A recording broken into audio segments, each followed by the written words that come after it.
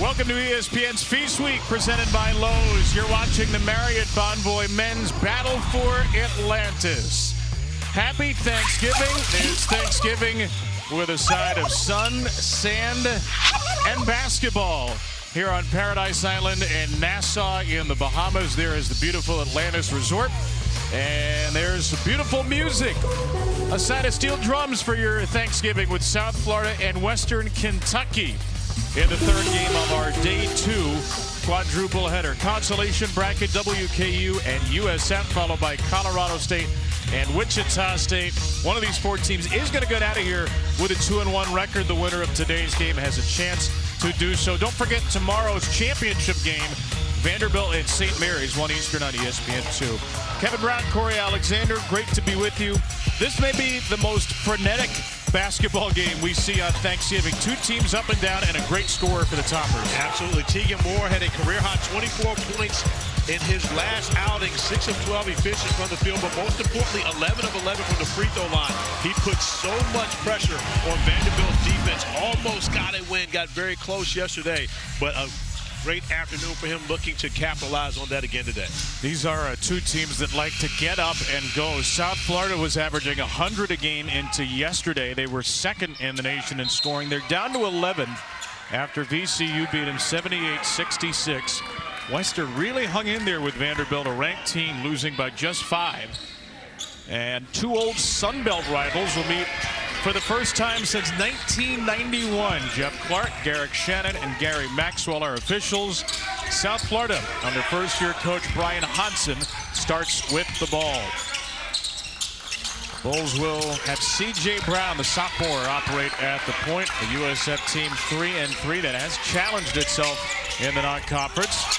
Brown tries the lob for Isaiah Nelson. It's taken away by Western Kentucky's Cam Hafner. Inside they'll work it to Moore, and the little floater goes from Blaze Keita, the graduate from Nebraska. Here's the starting five for USF. Damian Collins, a name familiar to SEC fans, played at Kentucky and LSU. Makes his first start of the year. Isaiah Nelson, the other big, with Joseph Pinion Brown and Josh Omajafo. Corner three will go to get USF on the board. That is Omajafo, the senior from Hamilton, Ontario. Amazing. Omajafo passed up that exact same look on the last possession. Starting five for Western Kentucky. Terrion Murdoch is the point guard, and Grant Newell is in there. A little bit of a surprise after he rolled his ankle and had to leave yesterday. That's the starting five for Western Kentucky, which played 9 further players for a total of 14 in yesterday's 5-point loss to Vandy. C.J. Brown rattles out a three, and there's Newell looking A-OK with a rebound. Murdoch drives and is denied at the rim by a flying Isaiah Nelson. It'll stay with Western Kentucky. Brian Hodson is one of the most well-regarded young coaches in basketball. Turned 38 this year, 2 years at Arkansas State. Took them to their first postseason in 25 years.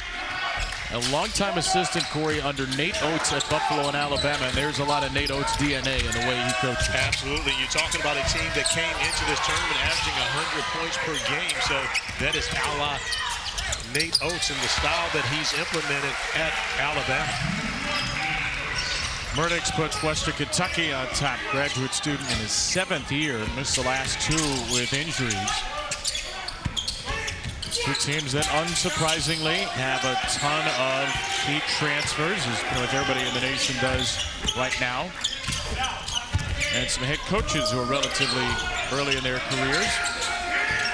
Brown, 14.5 point per game scorer. Their leading assist man got entangled with Moore, and it's going to be 3 to shoot for South Florida. It's been a bit of a struggle for Brown here in Paradise. 4 of 15 for him yesterday, and you can see how the Hilltoppers are locked in or trying to keep him out of the painted area in the scoring zone.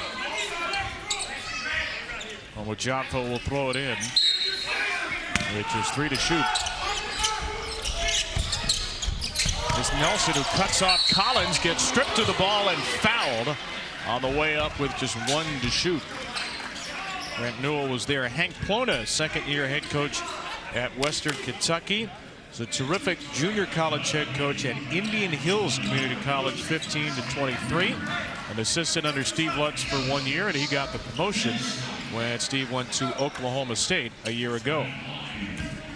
Indian Hills, one of the most famous junior colleges, of course, have produced so many different products throughout time, and we've got a lane violation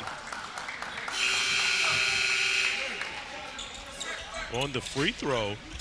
Omajapo ran off before, once Nelson had received the basketball, so it's only going to be one free throw for Nelson at the stripe.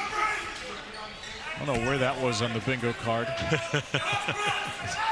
It's not a 5-by-5 if you have 3 one-shot lane violations, so Nelson goes 1 for 1 to tie the score at 4 as we see Armello Boone, terrific freshman, on the floor for Western Kentucky for the first time, wearing 12. Murdoch's more of a driver than a shooter, leaves it short, and the putback's there for the best rebounder on the floor, Bryant Selabunge. Led the American in rebounding with Tulsa a couple of years ago, the well-traveled big man. There's Collins inside from Brown, who can't finish, and another board for Selabunge. Boone. Cam Hafner had 5 threes for the Hilltoppers yesterday. They don't shoot a ton of threes. Nice cut by Moore, and he is fouled as Selabunge found him. But that's what they do. They get to the free throw strike. This is a team that,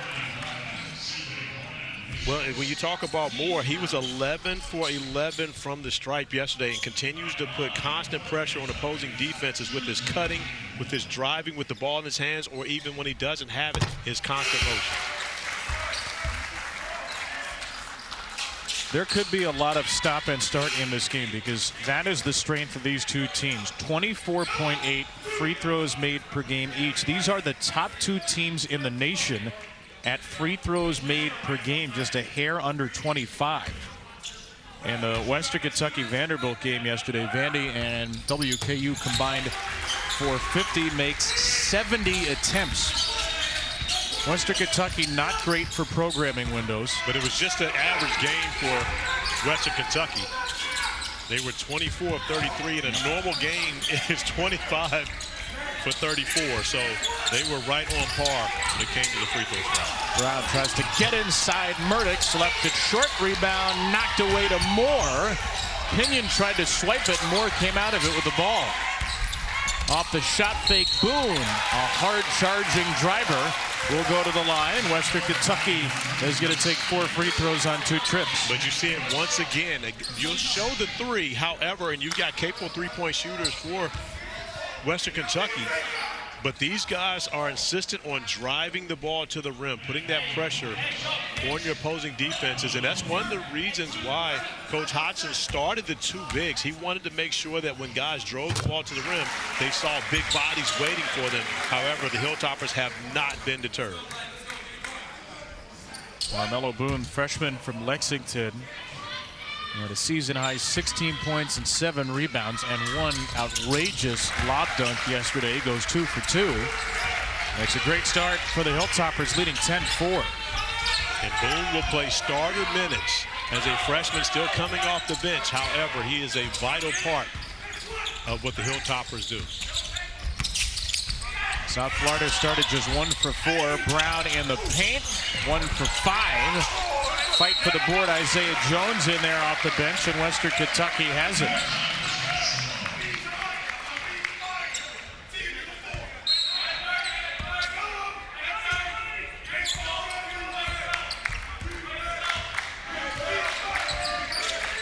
Hilltoppers 17 and 15 a year ago, 8 and 10 Conference USA.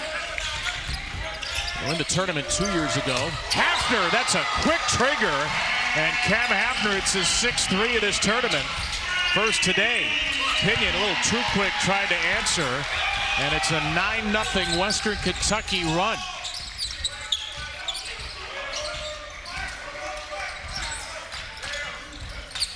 Another 3. Boone leaves it short. Rebound to Wes Enos off the bench. I beg your pardon, that was Isaiah Jones. Enos on the floor as well. Brown again, nowhere to go in the paint. Now the left-handed Enos is stripped by Moore. Ball is on the deck. South Florida dives to get it with Jones. Bulls have missed their last 5. Here's the 3. In and out for Jones. And a foul underneath. What a start for Western Kentucky, which hung tough with 24th ranked Vanderbilt yesterday and is bulldozing South Florida off the start. ESPN's exclusive presentation of college basketball is brought to you by Marriott Bonvoy and Atlantis Paradise Island, Bahamas, the discovery of a lifetime. Happy Thanksgiving from all of us here in the Bahamas to all of you. Back to the Atlantis Resort on Paradise Island. Western Kentucky leads by 9. Kevin Brown, Corey Alexander, great to be with you on this Thanksgiving Day. Happy Thanksgiving to you, Corey. Same to you, my friend. Western Kentucky, a great start. You know, there's always a surprise in one of these tournaments, these MTEs. Western Kentucky, probably the underdog of the field coming in. Hung tough with Vanda yesterday, and they're playing really well now. They really are, and you can tell that they're not deterred by their effort yesterday. Coach, Plona basically said that, hey, we did some things well. We'll change we'll fix some things over the next 24 hours after the game against Vandy yesterday. And they have absolutely done that. Come in with the recognition of the goal now is to get 2 wins before they leave the island. It doesn't matter the competition. They're just trying to walk away from here with 2 wins and off to a great start here this evening. Yesterday, a surprising game as Western Kentucky does what they did a lot yesterday. They turned it over 17 times. They forced 17, but you could see they're typically a very low turnover team. Moore, Hafter, and Boone off the bench had 58 of the 78. And Hank Plona said, I respect the number next to their name, but I treated this as a game against one of the top 5 teams in the country. Now, whether that's true or not remains to be seen as Collins finishes. But it was a great showing by the Hilltoppers against a really good team out of the SEC. But you see Coach Hodson now coming out of the timeout, extending the pressure 94 feet, and then after the score, getting to the pressure once again. And it doesn't always have to be a turnover. On this possession, it's a quick shot that allows South Florida to get out in transition. Omojafo and Collins are back on the floor for South Florida. Here is Josh Omojafo. Stop, fade, short. And a nice crash for Jones for the rebound. A missed 3 by Enos. And a foul against South Florida will send it the other way. Nice drive off the offensive rebound. Collins there to clean up the mess. Athletic, and talked about South Florida starting the 2 bigs. Collins normally would come off the bench. In this game, he's a starter and now playing with high energy and high effort. Oftentimes, it makes a difference when you get an opportunity to start the game, and your coach shows that type of confidence in him. There's Grant Newell. Murdix.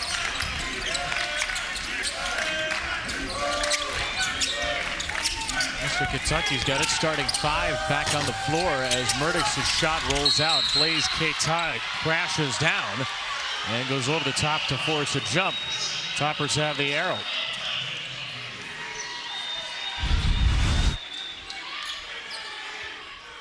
Love to see how these young men are competing here. On the consolation side of the bracket, however, it's simply about walking away with wins now. Boy, Hafner has been deadly. And he is not holding the ball in his hands very long at all. Every time he comes and gets a touch, he is looking to fire. Collins with another stop right through Blaise, and he'll get a chance for a harder-in 3. And it's paying off, the move from Coach Hodson to put Collins in the starting lineup. His second highlight level slam. This one will give him a free throw to boot. Keita challenging him, however, Collins still able to finish through the contact. First foul on Blaise Keita, and here's Collins, who was a starter at LSU last year for 22 games, completes a 3-point play, and Keita will sit for Selabunga. And once again, you see the pressure extended by the Bulls. Full court, and it doesn't have to be a turnover. It's simply about if they can get you sped up and find you a way to take a quick shot where you don't have good floor balance. Moore cut off by Jones. Stripped right to Selabunga. Tegan Moore, 3. Rebound by Enos. And here come the Bulls, hard charging down the court. Open three. Oh, my Chaffo is too strong. And Jones sealed off his man, and he draws a Hilltopper foul. And Jones has been a difference maker in his time on the floor, coming in, making energy plays, effort plays. We saw him dive on the floor for a loose ball earlier. A nice pass. Well, we'll call it a pass, even though it was a shot. Collins was able to finish it up off the glass. We'll call it a pass. It's like alley-oop. But Jones has given the Bulls great energy off the bench. Happy accident, we'll call it.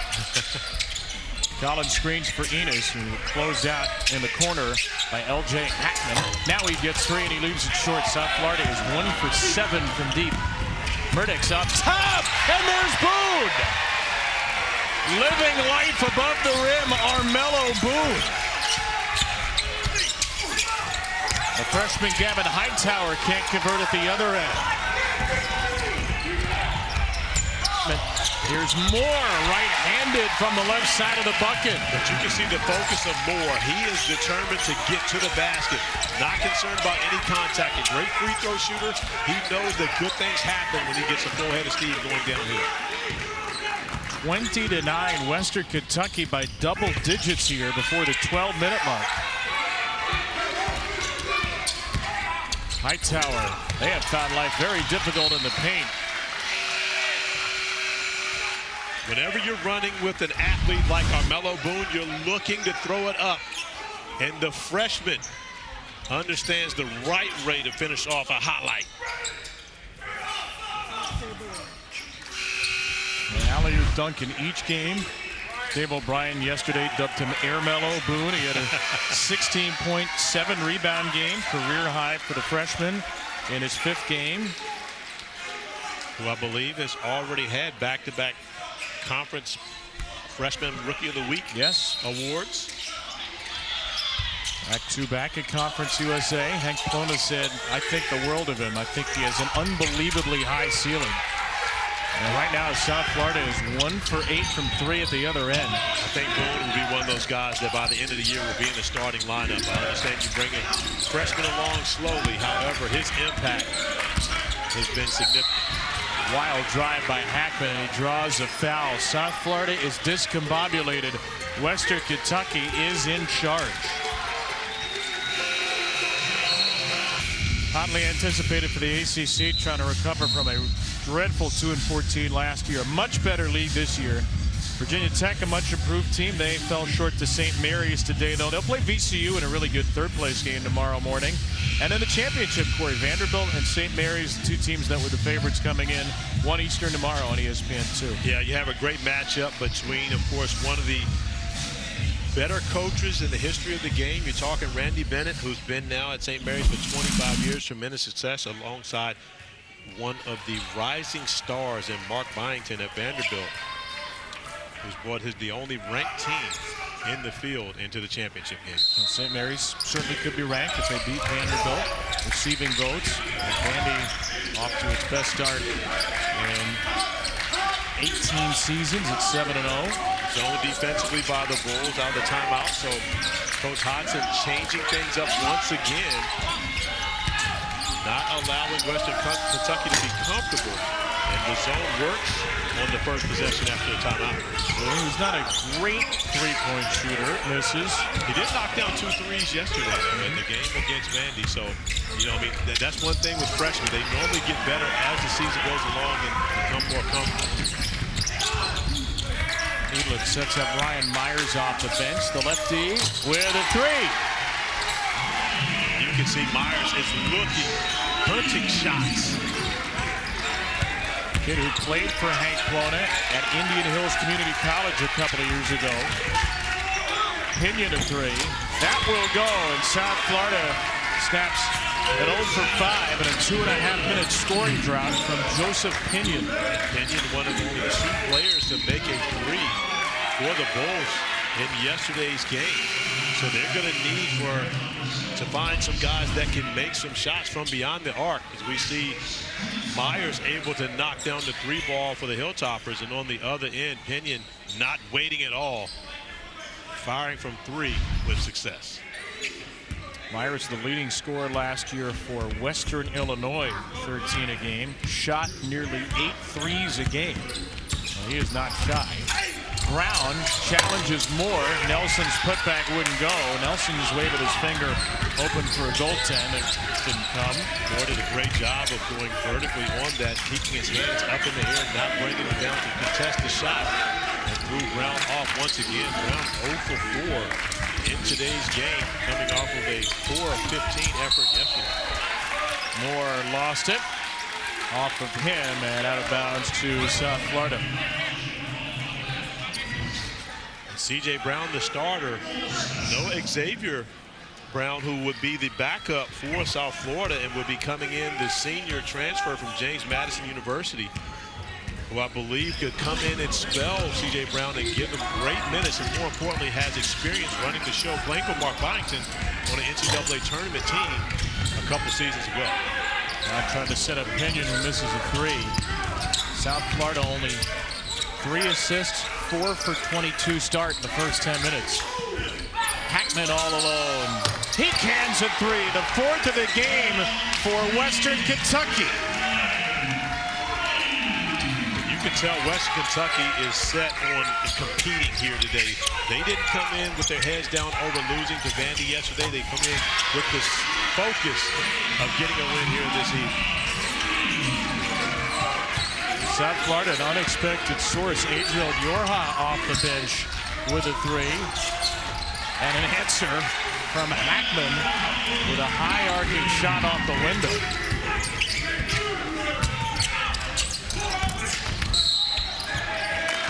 Foul against Nelson off the wayward pass. He went over the top of Boyd. Seems as though everyone for Western Kentucky now feeling good about the 3. Hackman lining one up and knocking it down. But the thing, when you look at the Hilltoppers, they're getting production from everyone, the starters, anyone coming in off the bench.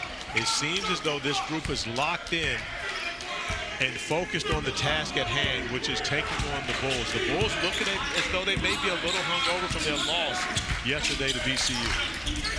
Western Kentucky, meanwhile, looks hungry after their loss, and Hafner airballs a 3 here. It's Turkey Day. Everybody's hungry on Turkey Day. They just don't know which team's going to get hit by the tryptophan. Okay. It's looking like Western Kentucky decided we're going to have turkey post-game. Maybe South Florida had a little turkey lunch. Are you feeling all right after turkey, by the way? Is tryptophan kicked in yet? I'm feeling pretty good. Okay. Pretty good about that. We got another game after this, so I'll be fine. Hopefully the key lime pie doesn't kick it too much. Yeah, that's on you. Well, look at this. Yeah. Brian Hodgson said, maybe I'm not playing the right guys. And here comes Adriel Yorha out of nowhere. And the 6'5" true freshman's got back-to-back buckets. Yeah, and once again, doing the job defensively on that possession, almost forcing a turnover. Boyd with a bounce pass for Moore, and he finishes. Good find by the 7-footer LSU transfer Noah Boyd, and a chance for one more. And off of what was a scramble, Moore just finds himself the right place at the right time, receives a nice find, but the pump fake allows him to get the bucket, the hoop, the harm, the foul, and the opportunity for one more at the free throw stripe, where he's already visited a number of times today. Only his 3rd free throw made in this game, but again, a young man who has lived at the line here during his time in Atlantis. And yesterday was 11 for 11. He's taken 9 free throws a game. He puts Western Kentucky on top by 14. And an offensive foul is called, drawn by Edlin against Pinion. So Western Kentucky is going to be in the bonus for the rest of this first half. But here's the thing. If Edlin doesn't try to fight over the screen, it's not a call, right? But the effort by Edlin to try to get over the screen forces the officials to see that Pinion is moving when he's trying to clip him, and gets possession right back to Western Kentucky. Brian Hodgson's got Pinion off the floor. Collins on it with 2 fouls each. Boone challenges Collins and finishes strong. And you love the versatility of Boone. He's playing a little bit more of the point guard position right now, the primary ball handler. We've seen what he does off the ball. And C.J. Brown gets his first bucket to go in this game. Brown had started 0 for 4. 33-19 Hilltoppers. Hackman sets up Edelin, the third-year point guard. In the corner, Boone bobbles, and he was out of bounds. Western Kentucky continues to put the hurting on South Florida at the Marriott Bonvoy Battle for Atlantis here at the beautiful Atlantis Resort.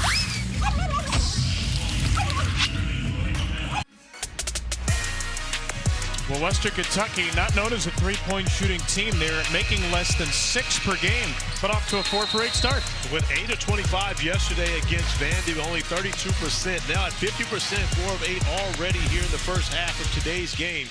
And it has been a weapon that the Hilltoppers have used to create this 14-point lead. You look at them, they're only a 29% three-point shooting team on the season. But their numbers have been actually better here. Even in shooting 32% is better in the loss to Vandy and shooting it much more effectively here this evening. 7 for 10 from 3. On the other end, they're holding South Florida to 7 for 25 from the field. Quick, what percentage is that? Which percentage? 7 for 25. Oh, 28%. See, I like the way you stalled to try to get the answer together. I almost got a pass. Here's Adriel Nora, who had scored 2 points in 2 games. Freshman's got 5 off the bench. USF nearly turns it over. Ryan Hudson going deep into the rotation here. He's brought on Devin Hade, who's barely played this year as well, number 4. And a missed shot goes down to Boyd. Western Kentucky played 14 players yesterday. They've used a mere 11 in the first 13 minutes here. More for Murdochs. Boone looking for a cutting Hafner. Well defended by the true freshman out of Canada, Nora. Moore, catch and shoot. Good look, missed a 3. What can South Florida do to get better shots? Well, one, they attack the basket, but not continue to challenge the big guys. Once you get into that painted area, that's where you have to be looking to spray it out. Again, that challenge right there is going nowhere. And we've seen that happen oftentimes for South Florida. It's okay to get into the painted area, but it doesn't mean that it has to be for a shot. Oftentimes, that's how you open up opportunities for your teammates along the three-point line. Corey, they're 2 for 10 on layups, and a lot of those have been challenged very well. Speaking of challenges. Not this kid. Adriel Nora, who was originally an Arkansas State signee, joined Brian Hodgson at USF. Hadn't hit a shot from the field in his college life. He's hit 3. And Ron Hodgson told us on our set day on Tuesday about his Canadian connection and how important it was going to be for his young players like Nora to help his team this year. As we have C.J. Brown down right now, hops up quickly. They're going to get a sub, get Hightower in for Brown. South Florida already down one of their point guards. You hate to see Brown having to limp off the floor. Xavier Brown dealing with a fractured toe, is not going to play this tournament. C.J. Brown is off the floor. So Gavin Hightower, the true freshman out of L.A., brings it up. Kicks it back for Collins. Enos around to Collins, screen up top, and Collins had a good look but missed it. Great look, and those are the ones you have to take advantage of because those misses allow Western Kentucky to get out in transition. Collins going up against his teammate from a year ago at LSU, Noah Boyd.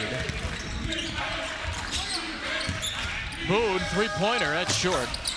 Boone knew that was off. He was chasing it. Rarely would you see a guy follow his shot in today's game. Hightower drops it off for Collins. Uncontested at the rim this time. But see, that's the difference between Hightower challenging and trying to get a layup in comparison to dropping it off to one of his friends. And then Boone and Western Kentucky and South Florida just going back and forth like they're at the Y here. Shots up as quickly as possible for two teams that love to play at warp speed. Nora again. That's the way you play basketball. Drive and kick. Good things happen for you when you touch the paint, but you're looking out for others. It's not always about driving the paint for a shot for yourself. Create an opportunity for someone else. That was Devin Hade, who had 2 points on the year. Down to 10. Murdochs is stripped by Hightower. Hade again.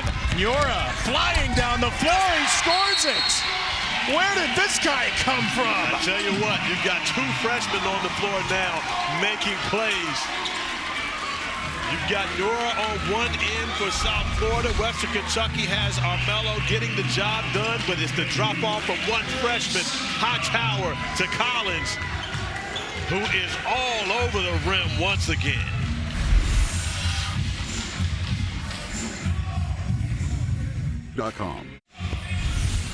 Adriel Yura has been a spark plug for the Bulls, getting out in transition after a beautiful find on a previous possession, goes to the reverse layup, is able to finish, forcing the timeout from the Hilltoppers.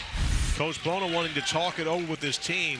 I'm sure he did not have Adriel Yura on the scouting report. This is one he will be looking at his assistant coaches wondering what happened and why did we know about this guy.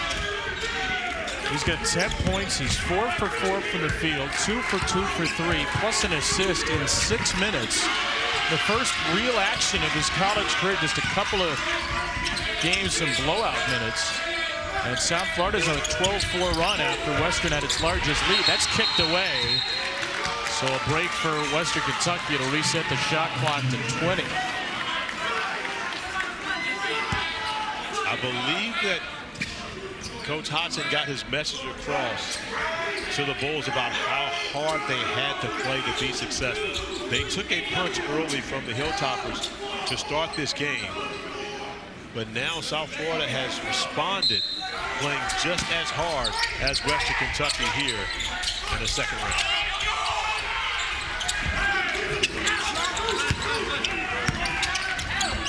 Zone defensively once again, and it ends up being a turnover. The zone has been successful for the Bulls when Coach Hodson has used it out of timeouts. And Hightower draws another foul. He'll shoot 2. Hightower struggled in his first stint on the floor, but he's really been impressive now with C.J. Brown out injured. He's been impressive coming back in, driving the paint, dropping it off to his teammates. Now finding a way to the free throw line. Oh, good game of the Terry's Chocolate ESPN Events Invitational. A.J. Devonta and BYU, 7th ranked team in the country, against a much improved Miami team, currently on ESPN, followed by Georgetown and Dayton over on ESPN2. Hoyas are off to an undefeated start. BYU leads right now 39-38, 4 minutes into the second half. How special is AJ for people that haven't seen him yet? He is elite, and when you consider the fact that he is a team-first guy, not looking for his own, but always looking to win, as Newell's able to knock down the 3. It's going to send us to a break. Snaps a 7-0 run. Grant Newell and the Hilltoppers up by 9 in Atlantis.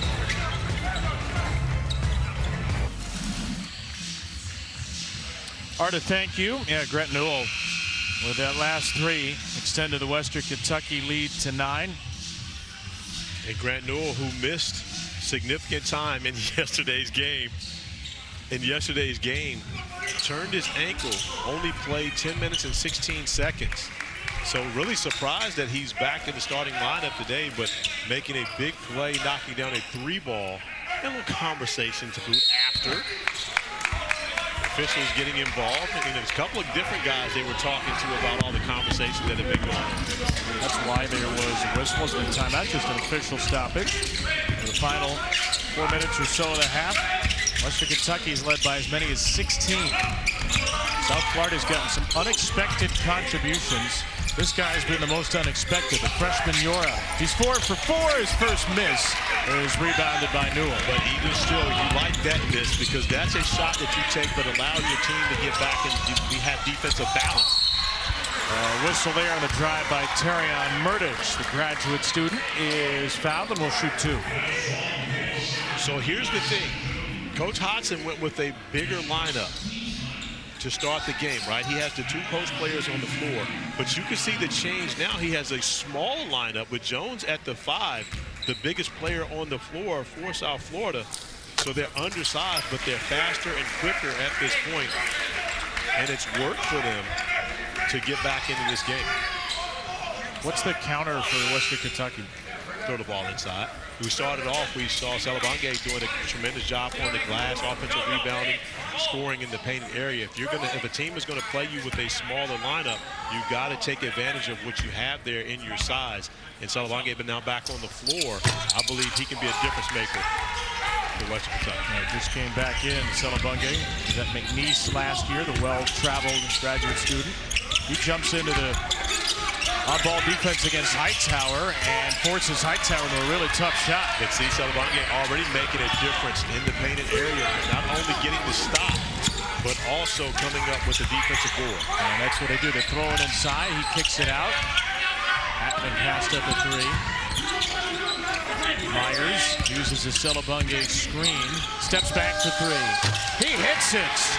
Ryan Myers, the former Western Illinois Leatherneck, ups the lead to 13. WKU answers a 7-0 run with one of their own. 6 for 12 from deep. Yora, great find to Hightower. Nice cut by Hightower. Once he watched Newell turn his head, immediately cut right back behind him. Whenever you see a defender watching the ball solely, they can't see man. That means there's going to be an open area. Salabonga down the lane, lays it in. Salabonga showing off his ball handling skills, got some perimeter skills out there, not just an elite rebounder. Enos three. And that's going to be a foul on Isaiah Jones, who chucked his man. Jones has picked up 2. He joins Pinion and Collins as Bulls players with 2 fouls. And Jones immediately starts walking toward the bench, recognizing that he's most likely going to be coming out. But I love the efforts that Jones has played with. We talked about it earlier when West Kentucky got off to a 13-4 start. Jones actually came into the game and gave the Bulls a lot of energy, especially when they were pressing full court. I don't mind the guy mixing up a little bit, allowing Western Kentucky to know that it's not going to be easy in the painted area when I'm on the floor. Jones will take a seat. Nelson is back in. Tristan Beckford, by the way, who also hasn't played much. Another true freshman from Ontario. Maple, Ontario, Canada is in, number 10 for USF. As Newell goes 2 for 2. And he'll exit for Boone. And these are lineups you haven't seen all year for South Florida. Well, remember, Isaiah Jones came off the bench today, where he's normally a starter, to start the bigger lineup. So you're getting a few guys on the floor that haven't played many minutes. But you mentioned, Coach Hodgson said, maybe I'm not playing the right guy. So he's going to give a number of other guys a chance here this evening. Brown is back in there after getting banged up earlier. A little slip by Hade into the paint. Devin Hade sticks with it, misses the layup. Here come the Hilltoppers. They led the nation in possessions per game 2 years ago and still like to play fast. Boone attacks and makes it 5 straight makes for Western Kentucky, which has half 100. Love the effort that the freshman plays with, his ability to attack the basket, is not fearful of anyone in the painted area. Boone just squares up his man and has the ability to drive right by him, jumps off the right foot, finishes with the right hand, absorbs the contact, but still the touch to be able to get to go off the glass. And Boone did just pick up his 2nd foul, so he'll leave for the final minute 24. He'll leave with a game-high 10 points, a rebound, 2 assists. And after taking a punch from South Florida, Western Kentucky's fought back for its largest lead of 17. Pinion back on the floor with 2 fouls. Up top, nice finish.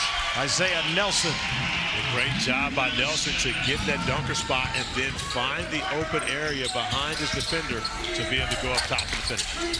First field goal for a 14-point per game score.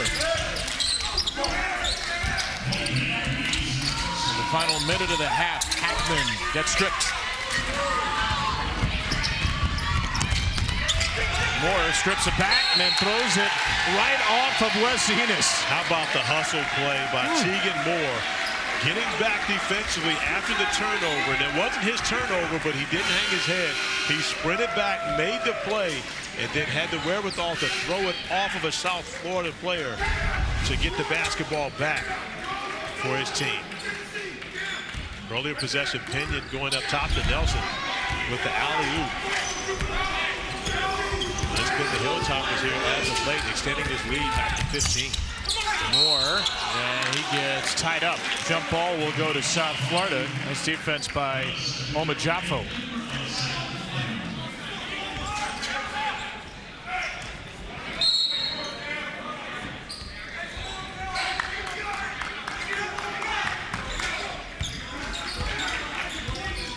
South Florida still has its first half timeout. Pinion was trying to cut away from Edlin. And Edlin gets dinged for the foul. That'll put South Florida into the 1-1. I tell you what, Edlin is not fearful of physicality. He has been in there mixing it up the entire time. Whenever he steps on the floor, whomever he's guarding knows that it's going to be a physical affair. Pinion rolls in the front end of the 1-1.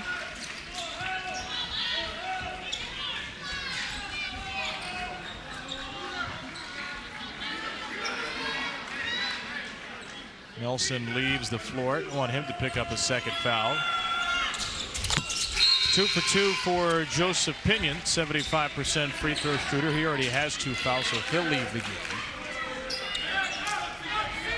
They keep Collins on the floor with 2 fouls for the final Western Kentucky possession.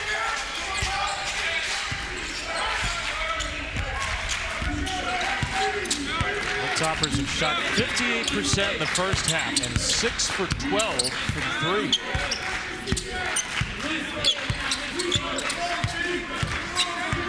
Murdix 10 to shoot. Carry on Murdix. Doesn't get a screen. Hafner does get a screen. Step back 3. Too short. Grabbed by USF. Final shot of the half. Enes. Oh, that's a big one going to the break.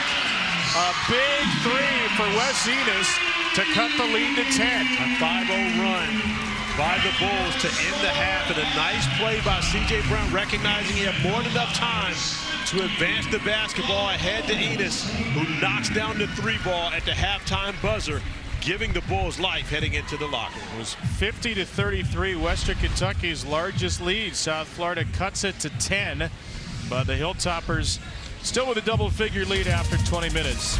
ESPN's exclusive presentation of college basketball is brought to you by Lowe's and by Marriott Bonvoy.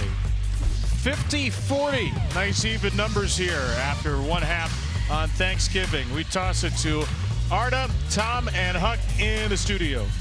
And thank you very much. Top of the hill.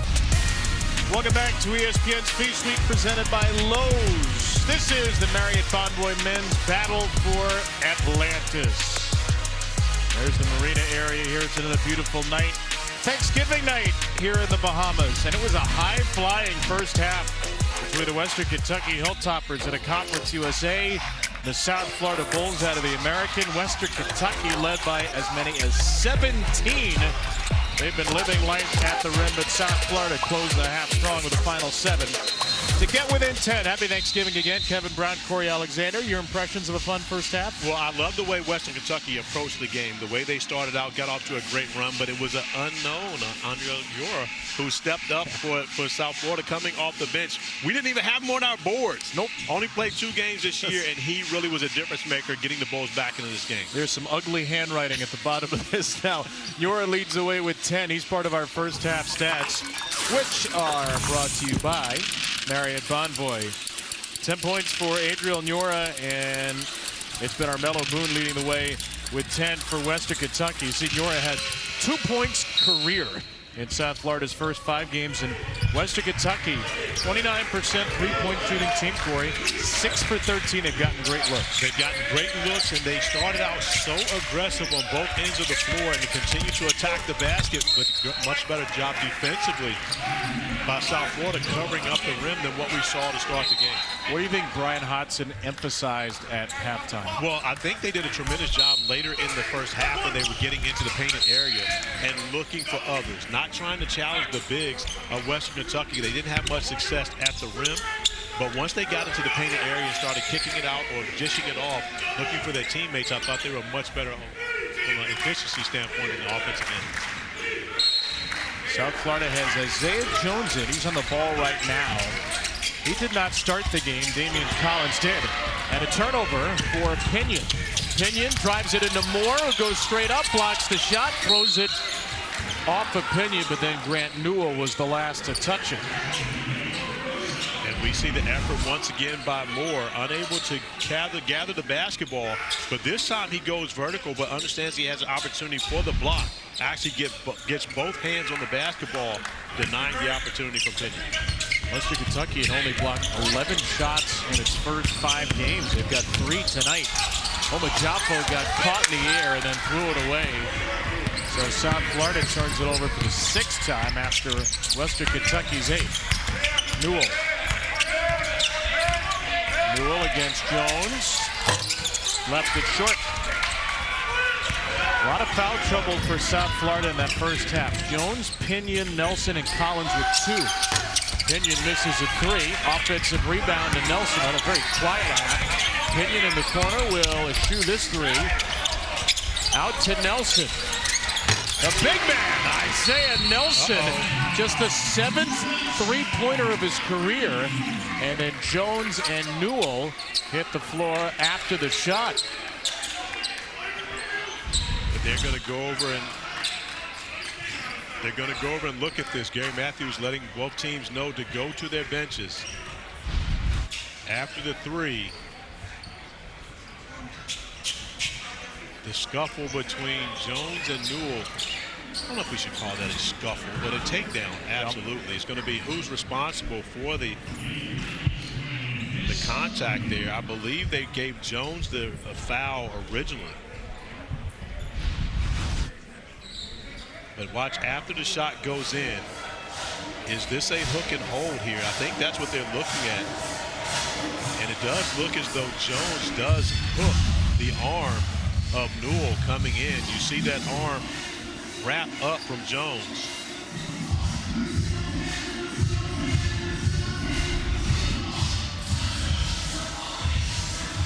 You see the arm of Jones hook Newell. I believe they're going to get Jones with a hook and hold on that one and send Newell to the free throw line. And that means the basketball will go back to Western Kentucky, correct? After the three-point field goal made, free throw, and then the ball back. This could be a significant possession. Gary Maxwell's explaining it to Brian Hodson. This will be a tough way for South Florida to snap what is a 10-0 run going back to the end of the first half. Isaiah Jones had 2 fouls in that first half. Didn't score, but gave him good energy. A couple of offensive rebounds.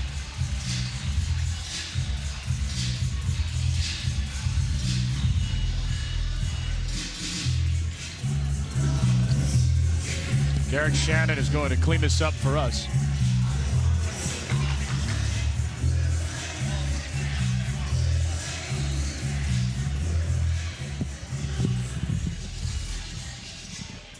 So we do have a flagrant 1 foul. Western Kentucky will shoot the 2 free throws. So it's Isaiah Jones' 3rd foul of the game. Grant Newell 17 for 21 at the line coming into today. 2 for 2 today, and misses the first badly.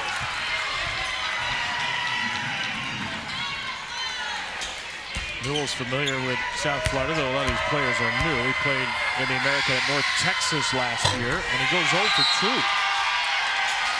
Well, the South Florida fans have been riled up here by this 10-0 run. And Jones will stay on the floor after picking up his 3rd foul.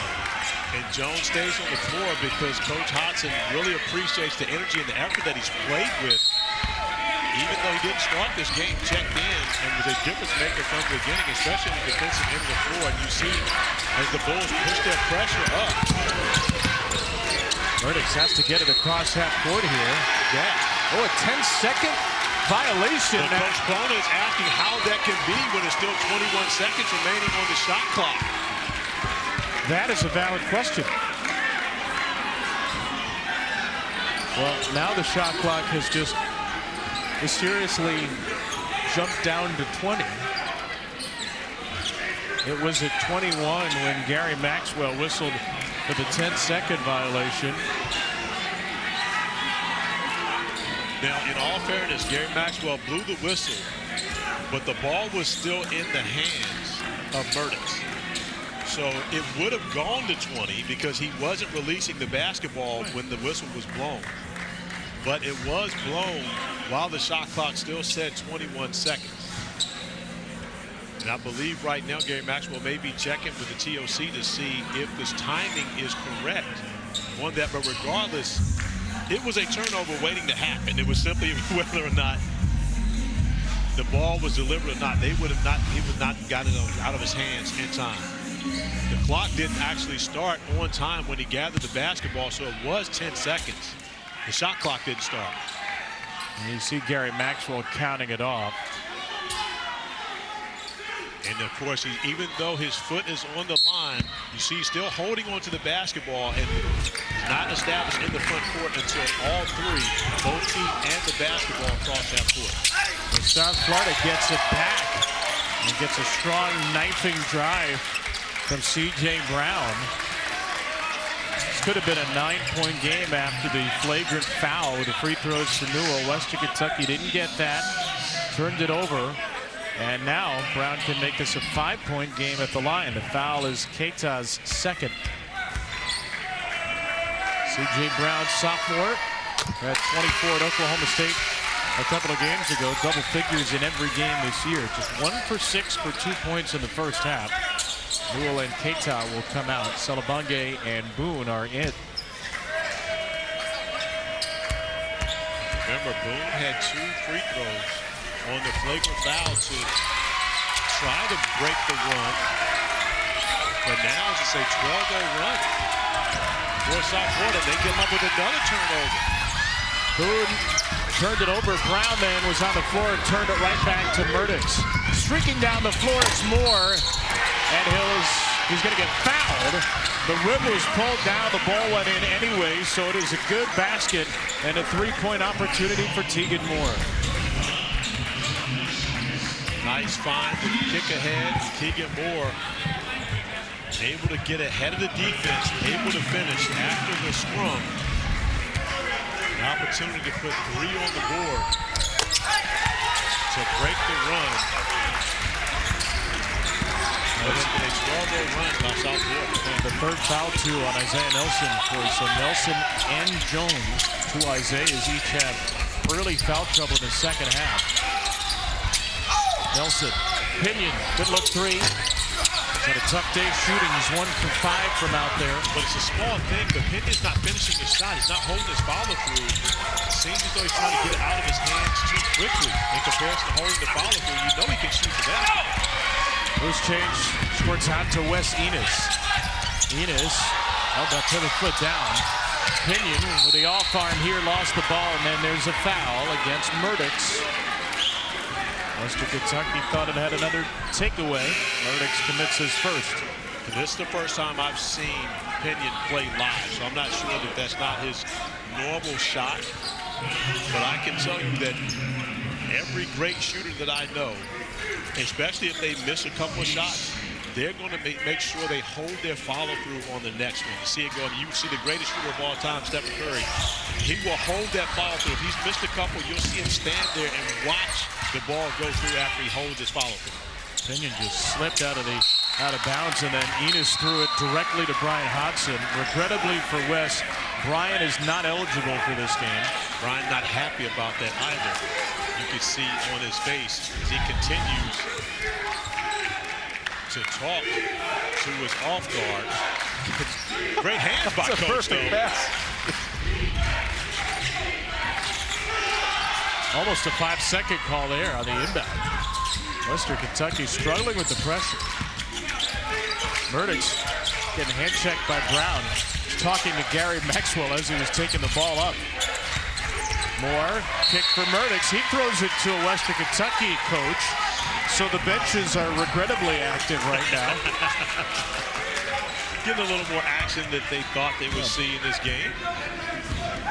8-point lead, Western Kentucky. 2.5 into this consolation bracket game. The winner go to the 5th place game, have a chance to go 2-1 tomorrow. Kenyon lost it. My goodness. Kenyon's having a hard time hanging on to the basketball. Seems just to be in a rush. Even his teammate Jones up, just telling him to slow down a second.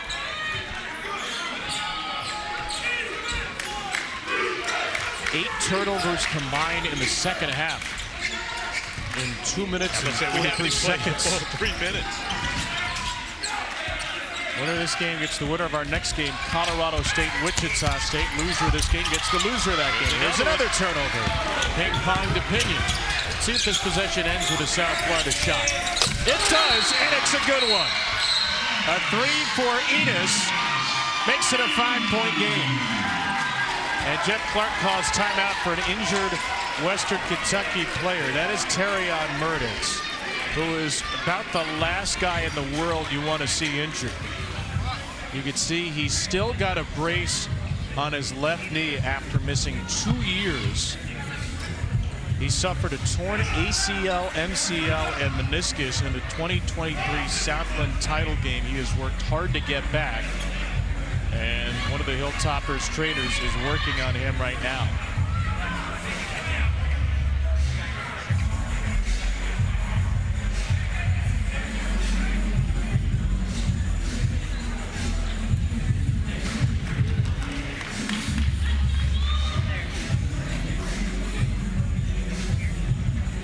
So the game stops here at 53-48. It's a 15-3 South Florida run, and the concern is with Murdix, who is helped up to his feet.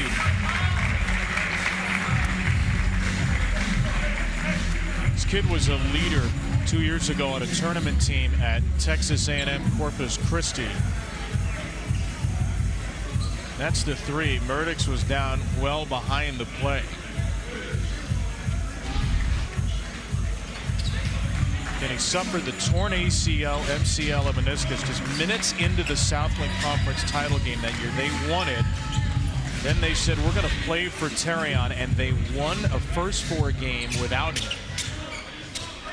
You see Terrion going to the basket and immediately going to that right leg. He wears the brace on his left leg, but favoring that right leg, walking off the court. Coach Cronin goes down to talk to his point guard for a bit.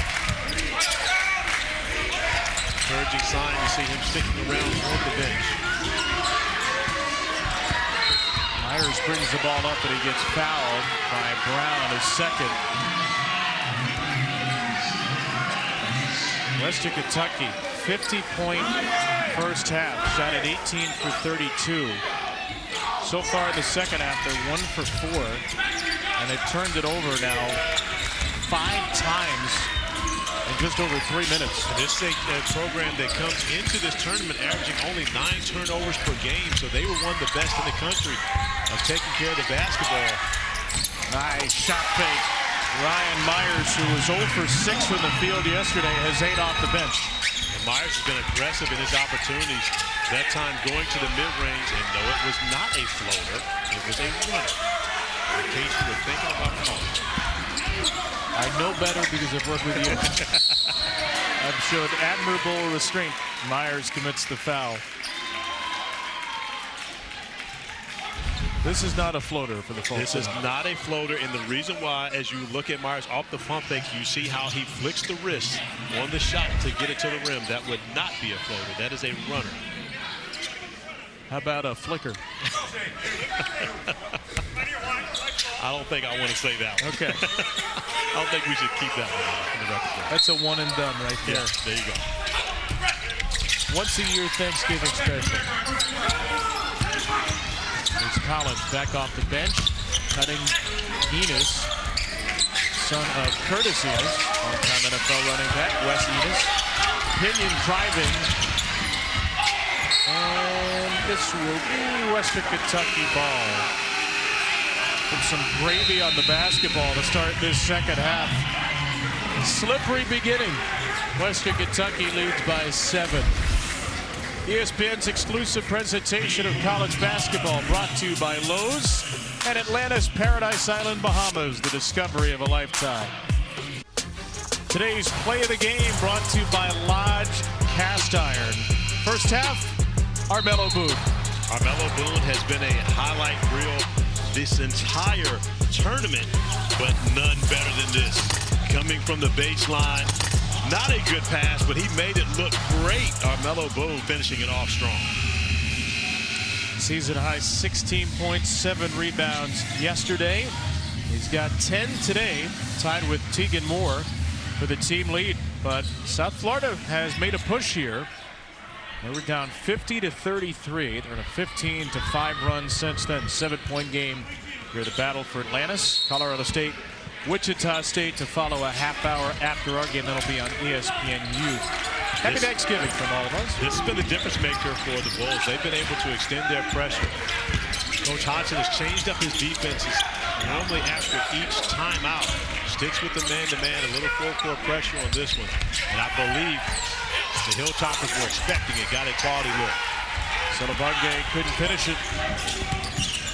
South Florida can make this a two-possession game. Brown with Enos, Pinion, Collins, and Omojafo. Omojafo at the first three of the game hasn't scored since. Whoa, hey now, we got a takedown. We're gonna get a double foul. Collins and Hackman. Collins third, Hackman's first.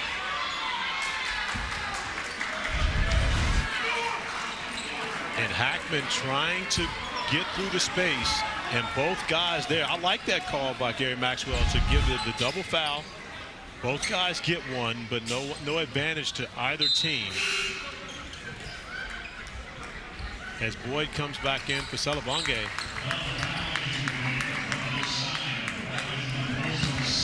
Kentucky played 11 in the first half. They played 14 yesterday. Boyd, the third big, has gotten some minutes here. Transfer of LSU. Brown lost his pivot. Finds a cutter. Good finish in tight quarters by Wes Enos. Great job by Enos cutting to the rim, finding the open spot, recognizing that his teammate's dribble was dead.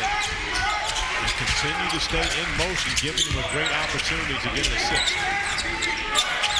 There's Moore. He's their go-to guy when they need something.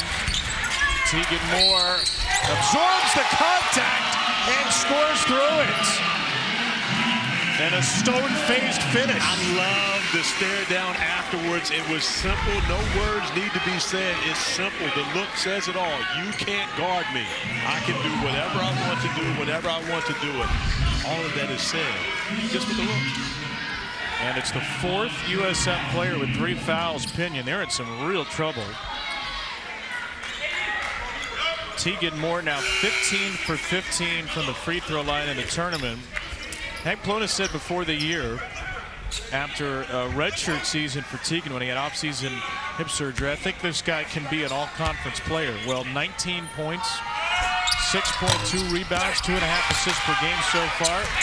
And one announcer jinx, by the way. That's right. Add that to the resume. The free throws he hit earlier when I said he was 13 for 13, though, that's not on me.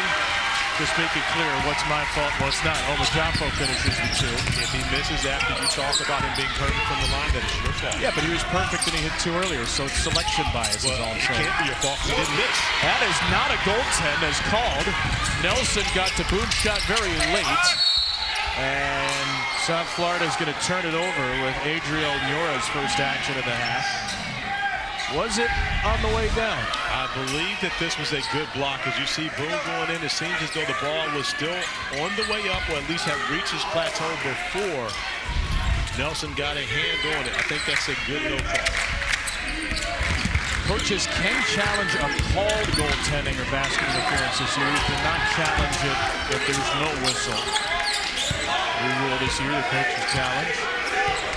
5-point Hilltopper lead. Moore passes out of the size advantage with Brown. Myers, no from 3. Omojafo gets on the floor to Enos. It's been a hard-fought game here. There's one thing that neither of these coaches can question about either their teams is their effort throughout this game.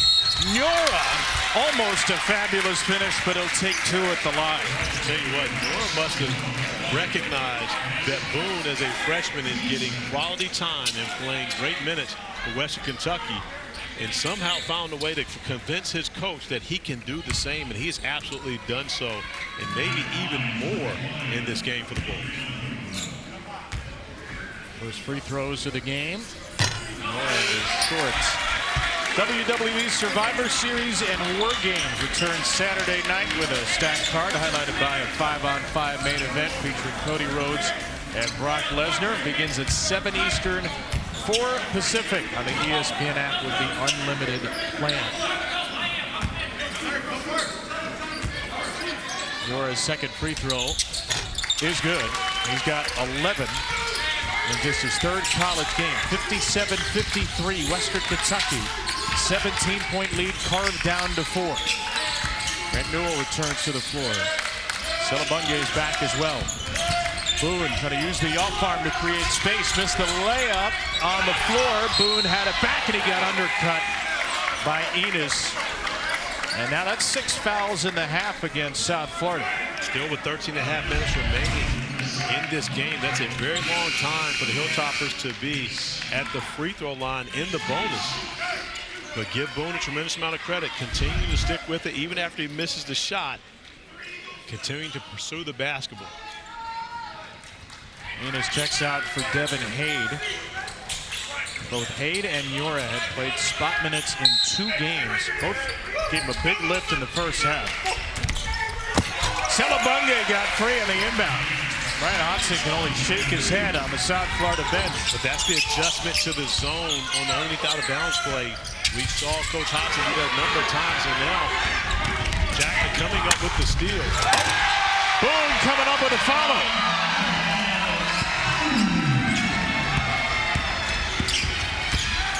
Yora drives on Hackman. Wild pass. Ball ends up in the hands of Jones. Brian Hodgson in timeout. He is screaming at C.J. Brown right now. The red-hot Bulls coach. Now talking to Isaiah Nelson. He wants to settle this down with his team within 5. The big follow at the other end. Armello Boone for Western Kentucky with a big Thanksgiving. Thanksgiving night here at Atlantis. The sleeping Sharks getting a little rest in. That's where I've been hanging out. These are my guys. This is what I've enjoyed most about being here, is getting an opportunity to see the Sharks and spend time watching them be fed, sleep, hang out. You know, I mean, that's a good time. There's great aquatic life here with absolutely. Stingrays, turtles, all kinds of fish. We got a little koi pond by our hotel. Have you seen the sawfish? I have not seen the sawfish this year. I saw the sawfish last time I saw it. Okay, the nose of it looks like a saw. Hung out with a couple of those today, walking across the pool. You guys have a good conversation with the sawfish? More Newell. Oh, missed it at the rim. Contested. Celebunge. Everybody's going for the loose ball now. South Florida's got it. Great job by the Bulls getting back defensively. After the pressure, Western Kentucky was able to break it, but Newell unable to finish off the dunk. Hightower, freshman, right into Celebunge, who smacks it down. How many times have we seen that in this game? Again, Hightower has to recognize that he's not going to be successful attacking the basket looking for his own. When he's gone to the basket with his eyes up, looking to find a teammate, he's had success. But trying to score on his own, we've seen his shot get denied a number of times. Hightower finds an open shot. A 3 rolls off for Devin Hade. Would have made it a 2-point game. South Florida has only led for a minute. Boone spinning, lost it. A takeaway, could be a touchdown, but instead Jones misdribbles it. Hade's on the deck. I don't know. Brian Hodgson screaming his team into position here. Hightower, down low, Nelson. I mean, again, it's simple. Drive the lane, look for one of your teammates. Hightower doesn't right now have the size and the creativity to be able to finish over the bigs, but he has the quickness and receptiveness to get into the lane. Once he does so and he's looking for his teammates, he's able to make good things happen. Moore defended by Enos. Tegan Moore fouled on the floor, but it'll be a 1-and-1. 7th in the half against South Florida. They have clawed their way back into this thing. Gavin Hightower attacking the basket is able to drop it off to Nelson, who moves into the perfect spot for the easy deuce. Makai, you told me a joke earlier. I'm going to repeat it. What's the most important thing when the Dolphins are in a race? To be the first one to the finish line. Yeah, the finish line. Finish line. That's funny. Yeah, it's funny. Jimmy Dykes with that fantastic brand of dad humor.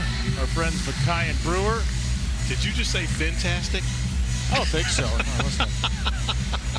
Okay, I was just checking. No, you're hearing. It sounded like you said fantastic. You were definitely hearing things. I think you said fantastic. You're hearing things. Okay. Tryptophan's starting to get to you.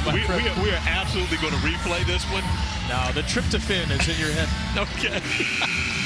I believe that our producer, Justin in Argo, agrees with me that you said fantastic. I don't know. It's like a Jimmy Buffett song. You got fins to the left, fins to the right. And you're the only analyst in town. That's Corey Alexander. I'm Kevin Brown. It's 61-58. This has been, well, it's been a half of basketball. There have been 11 field goals and 13 turnovers. It's been sloppy. It's been violent. It's been close. And we are set off for a really good finish here. Western Kentucky and South Florida winner to the 5th place game tomorrow. Winner gets the winner of our next game. Loser gets the loser of our next game. That next game is Colorado State and Wichita State.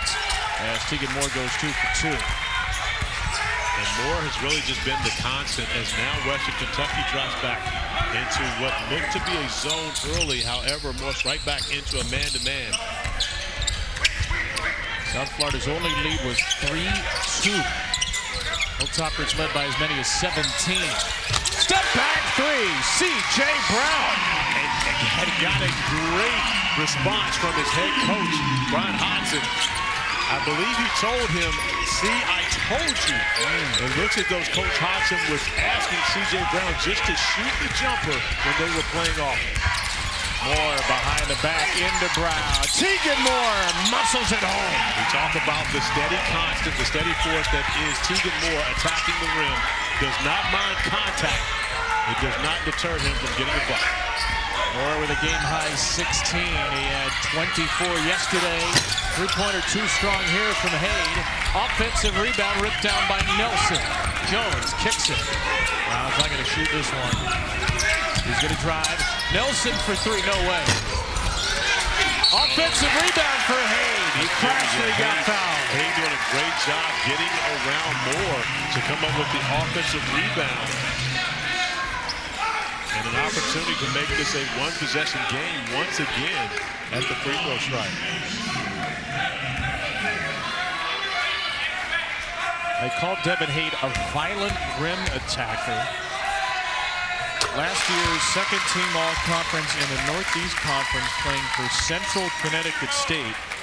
14.2 a game, 5.5 rebounds, 1.5 steals. But he had barely played 2 points in 2 games into today. And like Adriel Nura, Brian Hodgson wanted to go deep into the bench. He's gone to Haid, who barely played early, and he's given them a big lift. But that's the great move, especially when you consider 3 games in 3 days. Coach Hodgson having a conversation with one of his coaches after Jeffrey Clark has asked the South Florida bench to sit down. Coach Hodgson having to talk to his assistant coaches about standing up. 65-63, boom, wraps it into Moore. Out of the double team, he throws it into the backcourt, and Boone saves it somehow. Smart play by Boone. Jumping on one side of half court, catching the ball in midair and getting it to his teammate. End of the shot clock, Moore spins it out. Newell spikes it on the floor, and here's Haid. South Florida with a chance to tie or take the lead.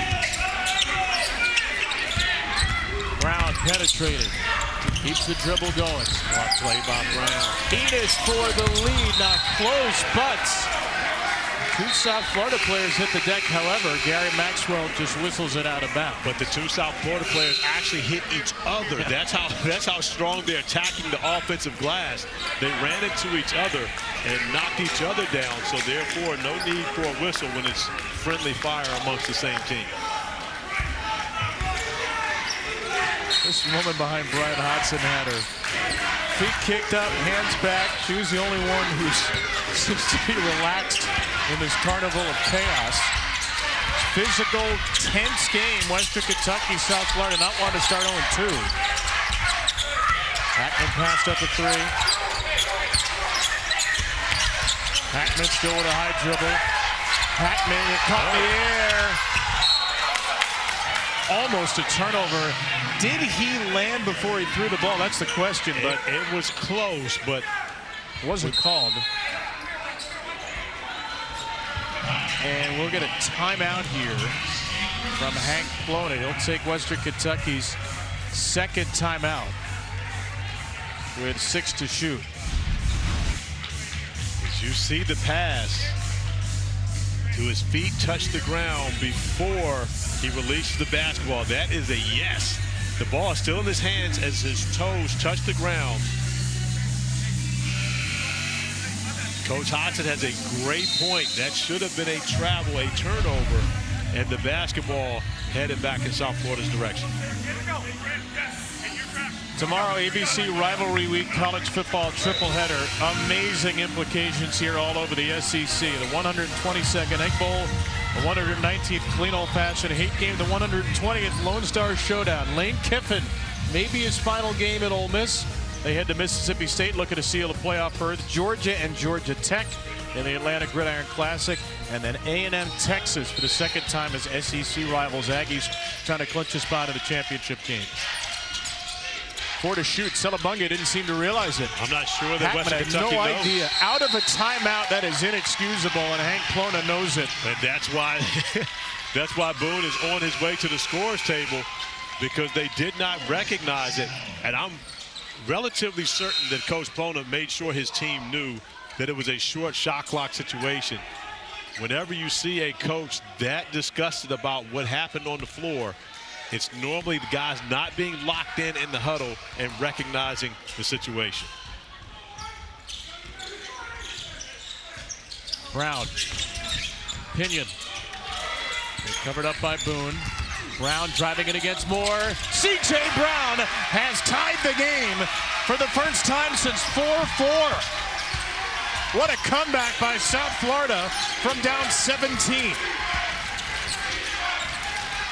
Hackman now attacking Omachafo. He finishes, but no! It's an offensive foul against Hackman.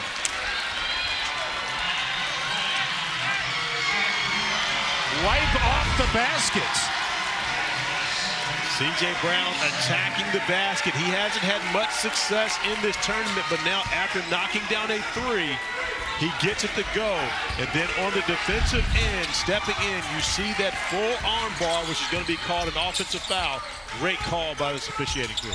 The South Florida bench and fans didn't realize it at first, but they've got the lead. Brown has taken over this game, and South Florida is in front for the first time since it was 3-2. Tegan Moore got fouled at the other end. So a free throw at least coming up for Moore. But South Florida has surged in front.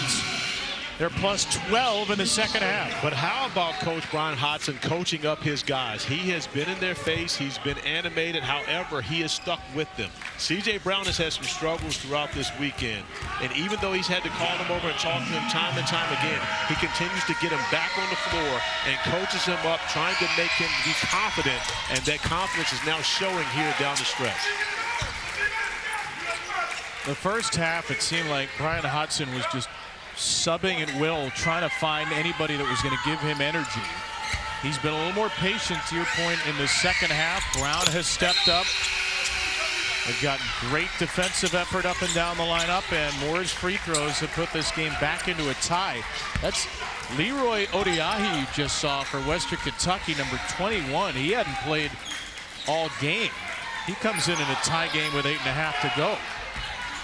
Coach Bona's not fearful of playing any of his guys. Brown into the paint again, drops it off for Omajafo. He'll attack Odiahi. Set up a three for Haid. Off the rim, no good. Hackman down the floor for the Hilltoppers. Remember, they're without Terrion Murdix, who left earlier this half with an injury. Unlikely to return, we're told. Hackman from Myers. Omajafo didn't have to save it, but did. He's sitting on the Western Kentucky bench. Hackman missed an opportunity for one more to the corner to Tegan Moore. Omajafo stripped. We all need a whistle here. Take a breath. 67-67.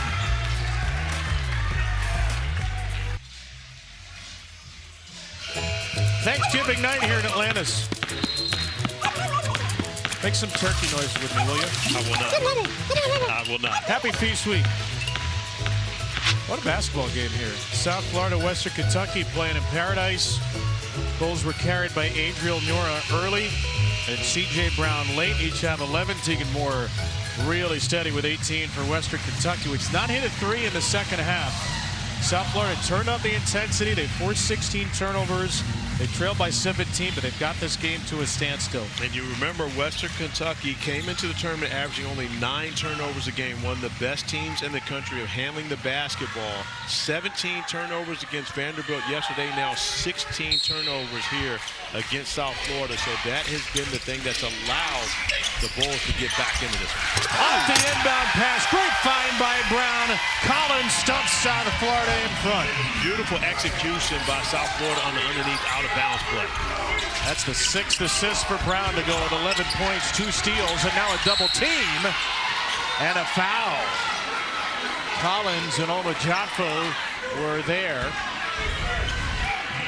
How about the execution to get Collins a free run to the rim. The beautiful find from C.J. Brown as Collins is able to finish over the top once again. Not the first time he's been on the rim today, but the first time he's done it to give his team the lead. But Collins has to sit. He just picked up his 4th foul. That's that cylinder play. Offensive player has a cylinder around him. Collins brought his hands down, impeded the space. So here's Hackman for a 1-and-1, 65% shooter, and he missed it.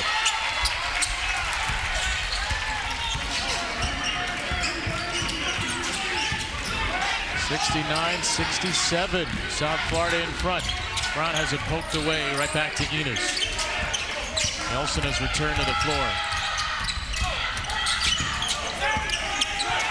Brown around the screen. Brown penetrating, searching, rejected by Moore. Out to Pinion, got a hoist. Didn't get the rim. That's a shot clock violation. Strong defensive stand by the Hilltoppers on that possession. Tegan Moore doing a great job not allowing C.J. Brown to get his shoulders past him off the dribble, eventually blocking the shot, which leads to the shot clock violation. And Hafner and Armello Boone are in the game now. Myers and Hackman retreat. Remember, Western Kentucky will probably be without its starting point guard Terrion Murdix for the rest of this game. Unlikely to return after he came down awkwardly on a drive earlier in the half. You see who Coach Bona goes to handle the basketball. The freshman in Boone, who we've seen play some point in this game and now makes a nice delivery. Odiahi was pushed before the shot. So Leroy Odiahi, who is playing his first minutes of the game, barely played this year, is going to have a 1-and-1. Actually, that'll be a 2-shot foul now. That's 10.5 on South Florida, and it's the 4th foul on Isaiah Nelson. Odiahi out of Tralee, Ireland. Beautiful touch. I'll give him this. He hadn't played much, but he's 3 for 3 from the field, and he's 6 for 6 at the line. He played 2 minutes yesterday in their game against Vanderbilt. We mentioned that Coach Bona played 14 different guys. And he played for Hank Plone at Indian Hills Community College. He's a Christian Laettner, this guy. Perfect season. And he'll check right out of the game after tying it at 69. A nice touch for the big man, who's now 7 for 7 at the line this year. Takes a seat and is replaced by Celebunge. Brown, hard attack to the paint, goes right at Celebunge. Tegan Moore for Western Kentucky. Moore eyes up, Boone in the corner. Boone, baseline, foul. He got hit hard. But I mean, the relentless attack from Boone, from Tegan Moore. All the Hilltoppers, when they go to the basket, they go to the basket with intent. And without a shot blocker on the floor for South Florida right now, both Collins and Nelson on the bench in foul trouble, there's nothing to stop Boone, especially from getting to the rim and trying to finish. Isaiah Jones just collected his 4th foul. So the last 3 fouls against South Florida have been a player's 4th foul. And this is the thing for South Florida. They're really good at forcing turnovers, blocking shots. They foul so much. One of the most common fouling teams in the country. And 1 for 2 for Boone. Hilltoppers are back on top. Omajampo. What a beautiful move by Josh Omajampo to reclaim the lead. And Omajampo was doing this to start the game. Has been quiet for the most part on the offensive end as of late. Boone can't finish. Jones avoided his 5th foul. Down the floor, Pinion. That one's no good as well. But I like the fact that he held his follow through on that shot. He got a much better look at it.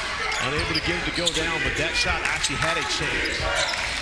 Number 6 to play, Cam Hackner. He hadn't scored since early. 71-70 South Florida. A rare slowdown in this game. Chaotic, frenzied, and intense in the Bahamas. Brown driving, rejected by Boone. The mistake there was to bring the screen. Brown had Celebunge where he could have been able to attack off the bounce, but was unable to get because he bring the screen. And this time it's Omajampo who's able to get to the rim off the spin move, finish with the left hand. The nice attack off the bounce to be able to avoid the shot blocker and get a bucket. Nelson returns with 4 fouls, and Hank Bona counters by bringing Odiahi back in the game. Nelson came in for Jones. He'll get it off the inbound. Screen for Pinion. Is this the one? It is! Pinion 1 for 9 from the field.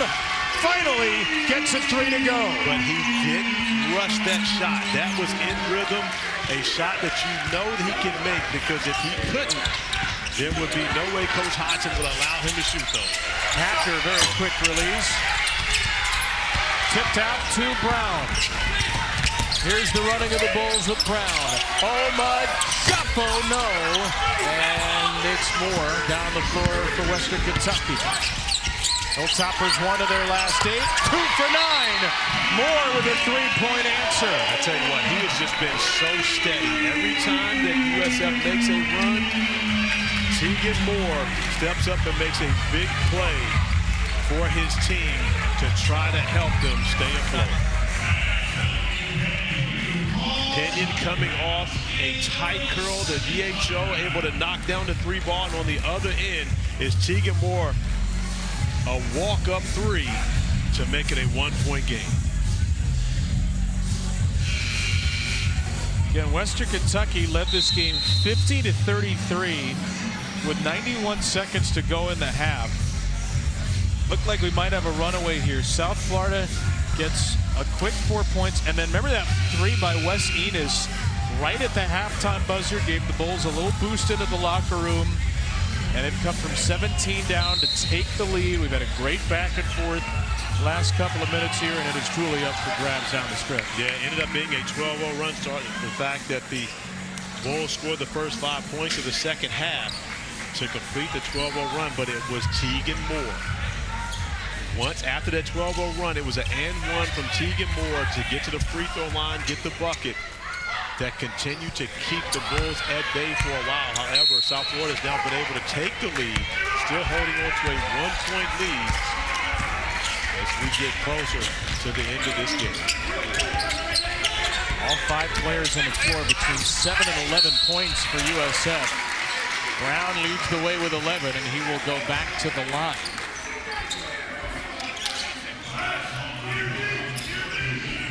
Tegan Moore picks up his second foul. It's 8 on Western Kentucky. I love it. Coach Hodson just told C.J. Moore to come over so he could give him a hug. That's awesome. And again, the way that he's coached him up throughout this game, you can truly appreciate it because it was a struggle for C.J. Brown to start this game. And he's had to talk to him. He has had to be stern at times in talking to his point guard, but he's stuck with him and coach confidence, and that's what you have to love when you see, especially a young coach like Coach Hodson, who is not that far removed. At 38, he's not that much older than some of the players he's going to coach. 1 for 2 for Brown, 2-point game. Moore again bullies his way to the basket. He's got 23. 1 off the career high he set yesterday. 75-75 here in Atlantis. Brown and Moore, that's been the matchup. Brown dribbles into him, almost threw it away. Isaiah Nelson on the back down against Odiahi, and he's fouled.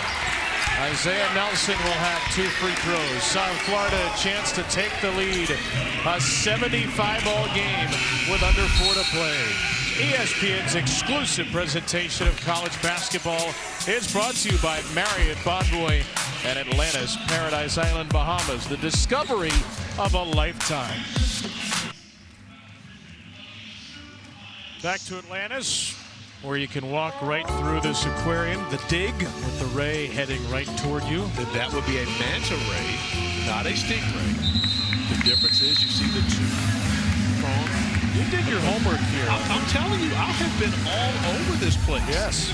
I have been putting my work in on my marine life. Tomorrow, Commodores and Gales, not marine animals, but should be a fabulous championship game. 1 Eastern ESPN2, Dave O'Brien, Jimmy Dykes, VCU, and Virginia Tech. All Virginia battle in the 3rd place game before that.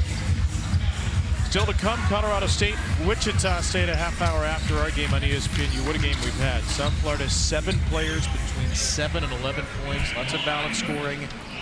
Tegan Moore, meanwhile, 11 of the last 14 for Western Kentucky. And Isaiah Nelson has 2 free throws here. Rolls the first one off. Nelson playing with 4 fouls. Isaiah Jones, Damian Collins on the bench with 4 for USF. And Nelson misses them both. Pinion tried to push it in, and we remain tied. You know it's going to be Moore again down the stretch. He's got 23, 1 off a career high set yesterday in the loss to Vanderbilt. Hank Florida barking out instructions. Yeah, more fortunate that he didn't call for a travel in that possession. Kind of mishandled the basketball, but his feet were still moving. Hafner all alone. Western Kentucky is on top. Big play, great execution, even after what could have been a mishap. Hafner staying in motion, getting his feet set, raising up and knocking down a huge 3. Brown into Hafner, got him in the air. Omachafo finishes inside of Myers, and their lead is back to 1. And another great cut by Omachafo, getting to the rim, seeing a teammate in trouble, and helping him out by cutting to the rim to get an easy look. Under 3 to play. 78-77. Moore with 23, just picked up his 4th assist. He spins and he scores a new career high for Tegan Moore. I tell you what, if there's an all-tournament team being named, Tegan Moore's name will absolutely be on it. After the back-to-back performances he's had here in Atlanta. Brown passes up the 3. Under 2.5 to go. Western Kentucky leads by 3.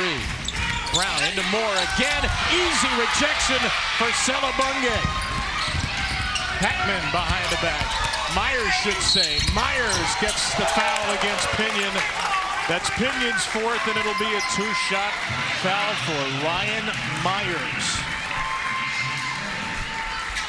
Cam Hafner on the move and recognizing this is a design to be able to get him a three. And you see the jubilation on the Holiday for knocking down a big three to put his team in the lead. Myers misses the first.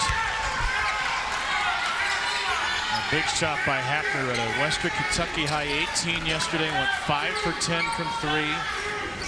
He was the Ohio Valley Freshman of the Year at Eastern Illinois 3 years ago. He was a 43% three-point shooter that year. A little up and down at Evansville, but he was off to a really good start for Western Kentucky. Second free throw is no good as well. Two misses by Myers, who was 9 of 11 at the line. Still a three-point lead. Brown. Need hit the floor. Brown for three.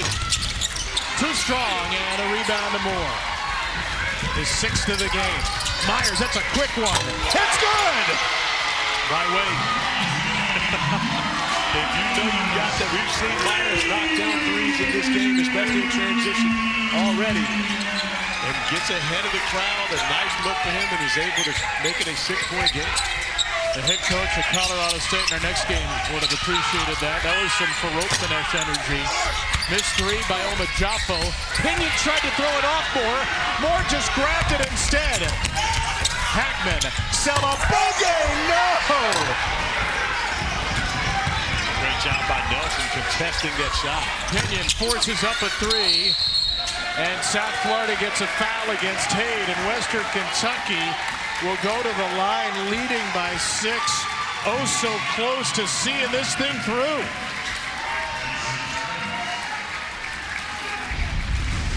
Ryan Myers getting out in transition, the rhythm dribble, and in rhythm is able to knock down a huge three to make it a 2-possession game at the 6-point lead as Hackman goes to the free throw line to try to increase it. Western Kentucky can't even free throw all of a sudden.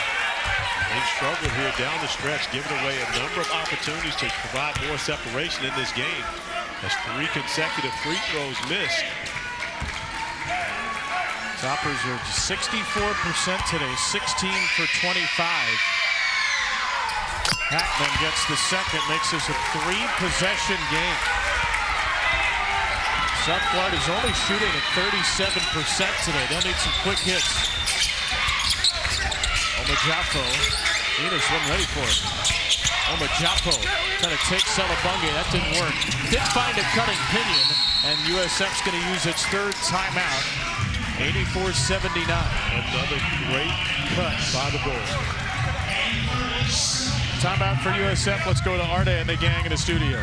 Kevin, thank you very much. Just a programming note, Georgetown and Dayton has tipped off over on ESPNU, and we'll come on over to ESPN2 at the conclusion of South Florida and Western Kentucky.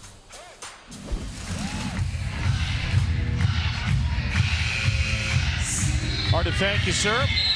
So timeout South Florida. Ryan Hodson, you see Tobin Anderson in the middle there, who was the Fairleigh Dickinson coach a couple of years ago, and they upset Purdue, part of the South Florida staff. These Bulls were down 17, came back to take the lead, but Western Kentucky has stayed composed down the stretch. They truly have responded, and this young man, Tegan Moore, has really played with so much composure throughout this game. Whenever his team needed a bucket or a play made, he has been the guy to step up and to do it, establishing a new career high, 25 points in this game, but it hasn't always been about his scoring. He's got 5 assists and 6 rebounds to go along with all he's done, a very efficient 8 of 12 from the field. And Moore will inbound here. He can move after the made basket. Western Kentucky's had turnover trouble, and it continues.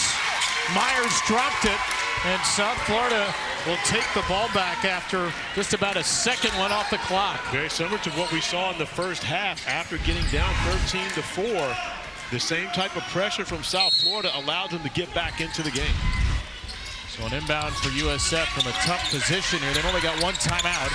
Into Nelson. Strong finish, 3-point game. Moore throws it in again, and this time Moore gets it back. Moore's going to drive it. Moore gets stripped. It's out of bounds. South Florida will think about a review here. They do have a challenge, but it would cost them the timeout if they lose it. Ryan Hodson's waiting to see, and he's going to call for a challenge here. South Florida will call for a coach's challenge. If they get it wrong, they lose their final timeout. But Ryan Hodson feels it's worth the risk here with 49.6 to go. Yeah, Joseph Pinion immediately looked to the sideline and told them to review this. And this would be a big call. It was Pinion that got a hand in there. Oh, that's going to be difficult to see.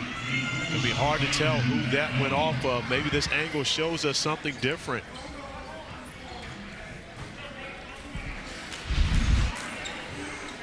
But there's going to have to be significant evidence to overturn that call. It was called Western Kentucky's ball on the floor. And it's, you want to see, does it go off of Moore's lower body? Maybe this angle shows us. I don't think there's enough evidence there to overturn that.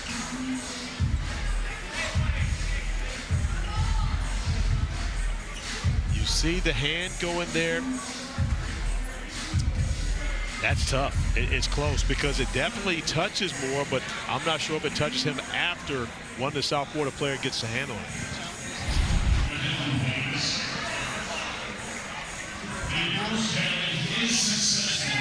Wow. It is going to be a successful challenge.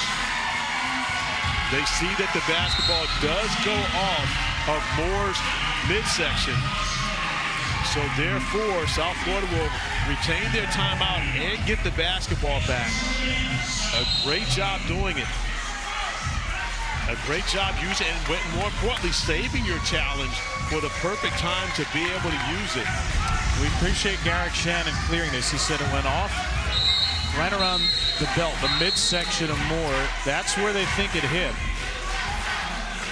Remember, in the past, with under 2 minutes to go, officials could review out-of-bounds plays. The officials cannot do that on their own now. A team has to challenge. South Florida wins the challenge, retains the timeout, and does have one more challenge. And they had the ball down 3. We've seen two terrific coaching performances by both these coaches throughout this game. And especially when their teams haven't necessarily played clean basketball, they've been able to stick with them, make the right substitutions, the right calls at the perfect time. Brown press to set up Pinion. Got Hafner in the air. He ties the game. Joseph Pinion with a big-time 3. Will Western Kentucky use its final timeout now? Hank Clona's going to set up a play. It's going to be Moore. It's Hafner for the lead again. Off the back of the rim and rebounded by C.J. Brown. And now this is the time where Coach Hodgson's going to take the timeout. He was able to retain that timeout by winning the challenge. 16.2 remaining. They can hold the basketball and get the last shot in regulation to either win it or take the game into overtime if executed correctly. What a spectacular shot this is by Joseph Pinion. Well, you love the pump fake, and then he squares, he settles, he holds that follow-through. There's no hot touch on the basketball. The young man sticks to his mechanics and makes the biggest shot of the game for the South Florida Bulls. A couple of days ago, we met with Brian Hodson. He said, when I got the job from Arkansas State to South Florida, he said, literally, I was waiting for Joseph Pinion to get on the plane. He knew he had to bring Joseph Pinion with him from Arkansas State. I believe he told us he actually delayed the press conference a day. He did. To make sure. Yes. That's a coach-player relationship, yes, right there. That's some depth in your relationship. Yes. Pinion started his career at Arkansas, dozen points per game at A-State last year, and that is his biggest contribution yet in green and gold. We'll see if he's involved in the action here. What do you expect USF to draw up with 16.2? Well, I mean, I think we see something similar, but you want to be able to attack the basket and make something good happen for your team. You've got greater opportunities because you don't need a 3. 1 point can win the game, whether it's at the free throw line or if it's from the jump shot, attacking the basket, whatever you may do, but you want to make sure that you get the last shot. If anything, you might give yourself a little time for a tip in at the buzzer, but you don't want to go early. Remember, this was an 84-77 game. South Florida closing on a 7-0 run. Can they close the game before overtime? C.J. Brown, 4 seconds to go. Brown driving. Brown rejected by Celebunge, and this game will head to overtime. Executed perfectly. Brown got the look. Celebunge just makes a terrific defensive play, and you see immediately Brian Hodgson out to talk to his point guard and encourage him. He did exactly what he wanted him to do. They got a great look. It was just a spectacular defensive play by Celebunge to save the game for the Hilltoppers. Brian Celebunge, 6 points, 10 rebounds, and that's his third block. And one of the reasons we're here, Western Kentucky, which is one of the worst shot blocking teams in the country, had only blocked 11 shots in 5 games. That's 11 blocks in 1,000 minutes. Not 1,000 minutes, but 9 blocks tonight. No one ever said that math was your strong suit. That's right. But 9 blocks tonight for Western Kentucky. So they make some big defensive plays. Look, South Florida's got 84 in large part because of the pace. They're only shooting 39%. Hilltoppers have had some big defensive moments, but it's South Florida down the stretch. They were down 7 with under a minute and a half to go, and they do an amazing job to get this game to overtime. They really do, and it was their pressure defensively that got them back into the game in the first half. And when they were down 7 late with about pretty much a minute to go, it was their pressure that forced a turnover, gave them opportunities to get quality offensive looks on the one end. And we find ourselves 84-84 tie ball game on Thanksgiving Day. Extra basketball. What else could you ask for? This is the day where you're most allowed to get a second helping. Right? Thanksgiving's a day for seconds, for thirds, maybe? Yeah, I got my sweatpants on. We get, you don't have to worry about getting fat, with extra basketball. We're good. You do have your sweatpants on, actually. What else would I wear? You're going back for some turkey whenever this game ends, I think. 18 turnovers for Western Kentucky, some critical ones down the stretch.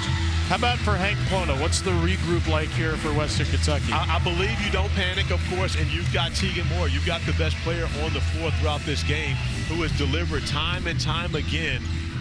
Didn't get a good look, and the basketball went off of him on the last offensive possession.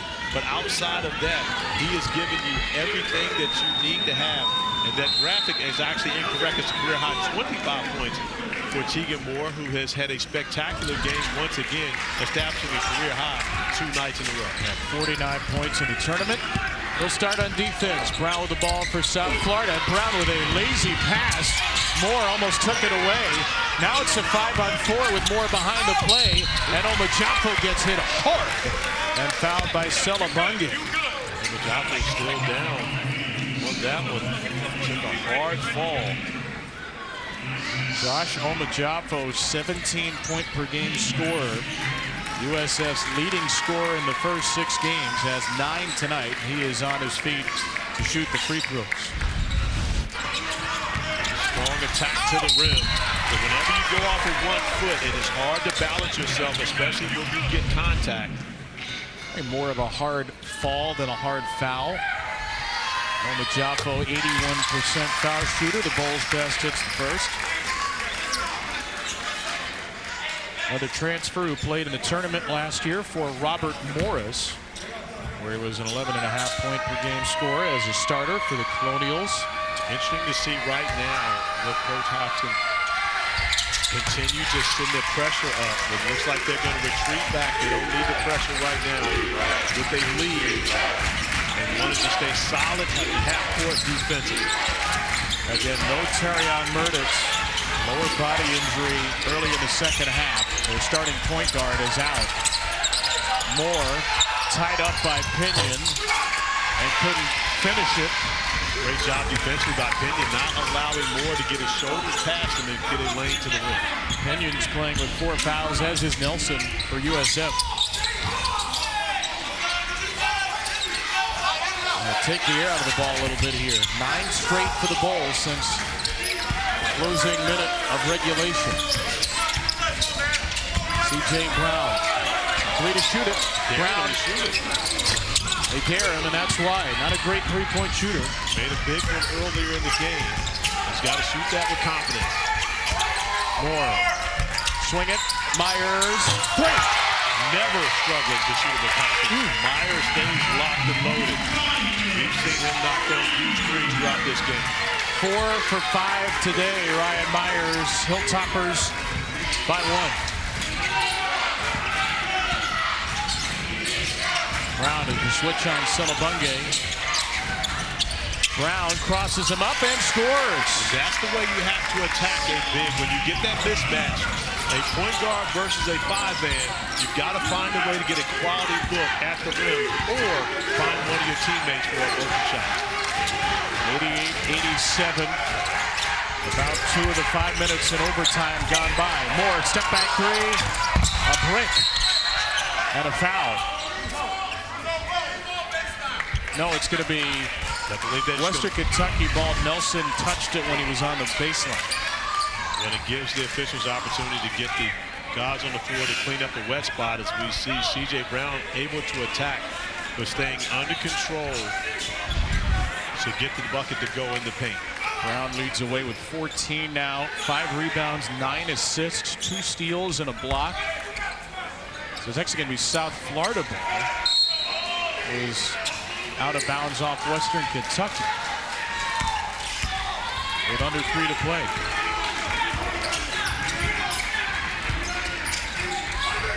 Omojafo for Pinion. 4 bowls in double figures. They've had 3 in double figures every game this year. Nelson throws it away. Miscommunication with Brown, but it was touched by Tegan Moore. Coach Bona looking to his backbench. He hasn't used his challenge throughout this game, so still has it in his pocket. Now the way this goes, there's a member of the staff who's got a tablet, as you saw Moore tip it, sitting in the second row, and everybody will look at that staff member. Like in baseball now, you get on the phone to talk to the replay review room. The replay review room is just in the second row here. Here's Brown. On the attack, off the back of the rim, tipped around to Celebunge, his 11th rebound. Corner 3, Tegan Moore, no, Celebunge pops it out. Make it a dozen for Celebunge and a critical offensive board. Hackman driving, foul, no finish. The free throws for L.J. Hackman. He's 1 for 3 at the line. He'll shoot 2, down by 1. C.J. Brown looking like he's dealing with the cramp right now in that left calf. Saw him grab at it while he was on the ground. And then try to go over and get hydrated really quickly. See, this is where you got to bring out the mustard packs. That's what gets you the cramp, yeah, mustard packs? That's what gets to it the quickest. Either mustard packs or pickle juice. But mustard packs are a lot easier to carry around than this pickle juice. How big does the mustard pack need to be? Oh, the ones you get at the hot dogs. Okay. Yeah, the regular mustard pack. Clearly South Florida didn't get the memo. They're just going to go with good old-fashioned hydration. It was Brown's 3rd foul. Free throws for Hackman. Junior college transfer. This is the first. We're tied at 88. See Brown defending Hackman, going to the rim as he goes down, but immediately afterwards he's grabbing at that left calf. And he's wearing the sleeve on. Now has rolled the sleeve down, actually. I think that's kind of counterproductive for the sleeve. Just up in the degree of difficulty. Hackman goes 2 for 2. 3rd most combined points in Battle for Atlantis history right here. Both teams knocking on the doorstep of 90. Omojafo will be fouled, and it's double bonus the rest of the way for each team. Josh Omojafo has already hit 2 free throws in overtime, and he'll take 2 more. Omojafo has continued to stay aggressive, attacking downhill, whether it's off the bounce or with his cuts, trying to find opportunities at the rim. Was successful early in the game, and now he's picked it back up in overtime. Omojafo 3 for 3 at the line. The leading scorer, second leading rebounder and assist man out of Hamilton, Ontario. He had 14 against VCU yesterday. He has 13 against Western Kentucky today, and a South Florida lead with 2 to play. Right in line for a team that averages 94 a game.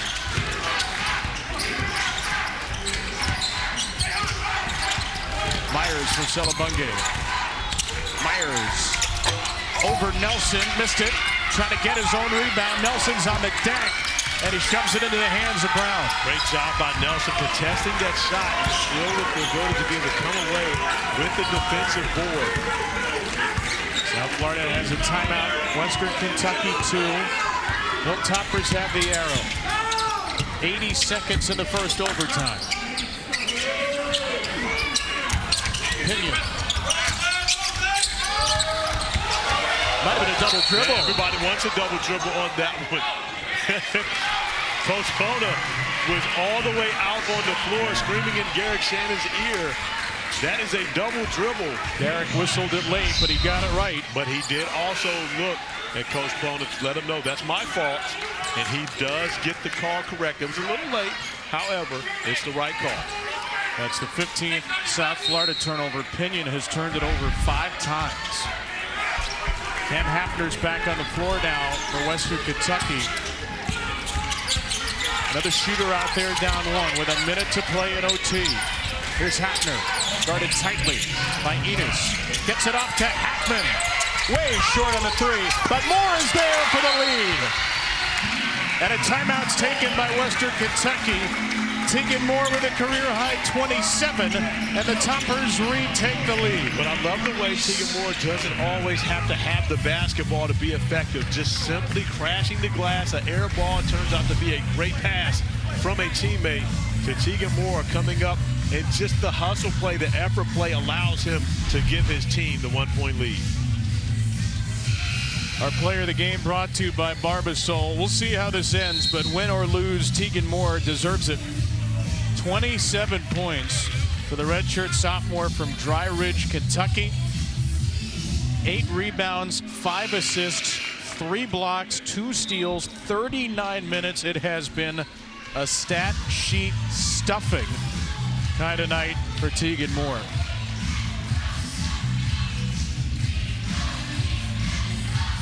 Those are just some of the numbers, and he's now the leading scorer at the battle with 51.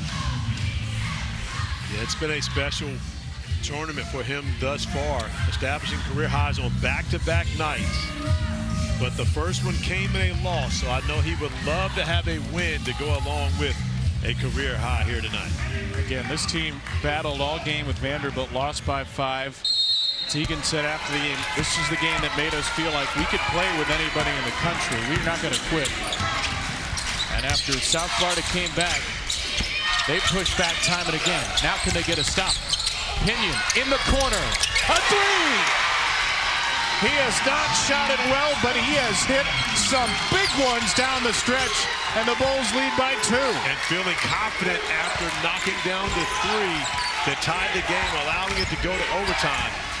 Moore gets stripped. Wes Enos took it away, and now it's got to be a foul. The shot clock is off. Brown is fouled by Hackman with 20.1 to go. Wes Enos takes it away from Tegan Moore. Great job defensively by Enos, recognizing that when Moore turns his head, when we get a first look at Pinion knocking down the 3-ball that became the 2-point separator for the Bulls. But on the defensive end of the floor, Enos waited for Tegan Moore to turn his head before he attacked the basketball and came up with a huge steal. Matt Brown is an 81% foul shooter, 4 for 5 in the game. This makes it a 2-possession lead. And Brown hits it. Substitution, Hafner back in for Boone. This ties the largest lead of the game for South Florida.